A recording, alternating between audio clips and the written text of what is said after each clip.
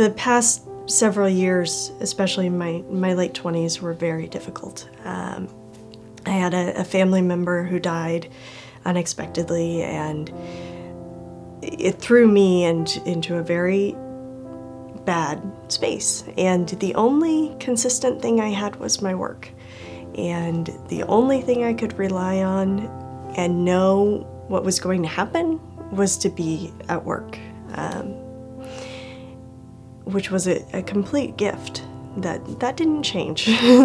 My personal life, my grieving, everything was up in the air, but that was going to be the same. I think I noticed this calling primarily as a reader, because I read a lot and I enjoy reading and always have. But editing and publishing I didn't really get as a calling until very recently, or understand that that's what it was and that's what I was called to do. But I was working in the English department for the sister who was the advisor for the literary magazine.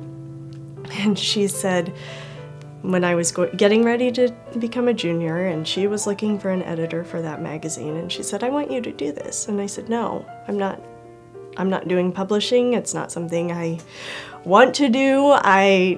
I'm not interested. And she said, yeah, okay, think about it. And Atchison is about an hour away from home. And so I drove home and for spring break, and by the time I got home, I thought, yeah, I'm gonna do that. And so I called her back up and said, yeah, I'll go ahead and be your editor, and that's fine. And it was a 2-year appointment. And it was then that I realized this is, not only is it something I'm good at, it's something I enjoy.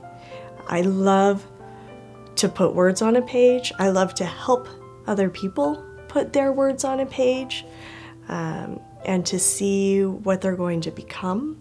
I like to help people create their story and be able to tell their story. And so I really thought of my time at the press as a stepping stone. It was a transition. It was never going to be permanent. I didn't want it to be permanent. And I've now been there for almost 6 years. And for the first 3 or 4 years, every year, every spring, I would say to my supervisor, all right, this year I'm going to go on for graduate school. This year I'm going on for graduate school. And finally, I decided, instead of graduate school, I had discerned that I was going to join the monastery where I had been at college, and had told the community that I needed a year to kind of get things here in order and to help my boss find a replacement for me, and to really take time to discern that calling. And throughout that year, I grew more and more unsettled with the idea of leaving, and leaving Minnesota, leaving my work, leaving the life that I have created here. And my boss and I were talking one day, and I thought, well, maybe this is my calling. Maybe editing and being an editor and working in publishing is where I need to be. And it was again that sense of peace that this is right here, right where I'm supposed to be, and I don't need to move out of it. Truly coming to that recognition of, oh, I could do this with my life, was a life-changing moment. Since I had always thought of it as a transition position, recognizing it as something stable was different. And I'm recognizing that still. It is something that changes.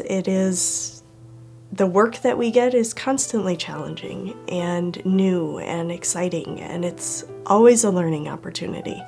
Whether I'm editing something on straight theology of God or scripture or Eucharist, it's always different, and I get to keep learning, which is one of my favorite aspects of it.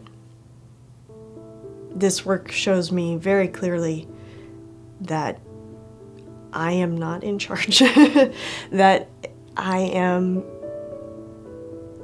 in many ways helping an author to create something, and I'm very much behind the scenes. If you can see the editor, then the editor's not working. They're not doing their job. As an only child, I sometimes struggle with that because I want to be front and center, and I want it to be about me, and humility is hard, but when I step back and remember that this is about the words that an author is putting on a page about God and about our relationship with God and about what it means to be human, it's really quite humbling to be a part of that and to be trusted with that job. I don't know where God is calling me next, and I'm so happy with that.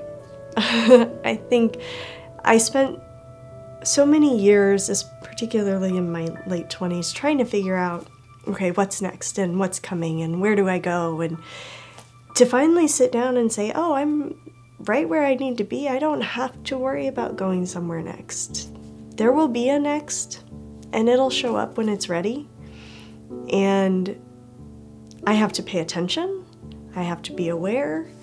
I have to listen. I have to be willing to be quiet.